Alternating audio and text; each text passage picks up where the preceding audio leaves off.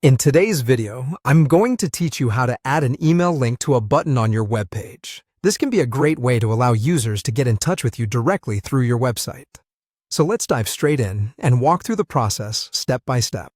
To start, you need to consider whether you want to add a new button or use an existing one on your page. If you're adding a new button, make sure it's in a spot that's easily noticeable by your site visitors. However, if you're using one that's already there, simply click on it to select it. Once your button is ready, we can move on to configuring it with the email link. Next, it's time to open the link settings. To do this, you'll want to click on your button. You might notice a small icon, usually shaped like a chain link, appearing. That's your link icon. Click on it to access the settings. In some website editors, you might find a settings option that contains the link settings, so keep an eye out for either. Now that we're inside the link settings menu, it's important to choose the right type of link for our button, which in this case is an email link. Most link menus will provide you with several options such as URLs, phone numbers, and others. For our purposes, you'll want to find and select email. Choosing this option will allow you to specify an email address that gets automatically filled in when the user clicks the button.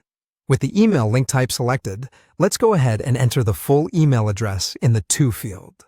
Make sure it's typed correctly, as this is where the emails from users who click the button will be sent. Double-checking for any typos at this stage can save you quite a bit of hassle later. If you'd like, you can even add a pre-filled subject line in the subject field. This can guide users on what the email topic is or simply streamline the conversation for them. It's an optional step, but it adds a nice touch of professionalism and can help organize incoming emails by subject. Now that we've put everything in place, it's time to finalize the link. Click the Done button, which saves your settings and updates the button with the link details you've added.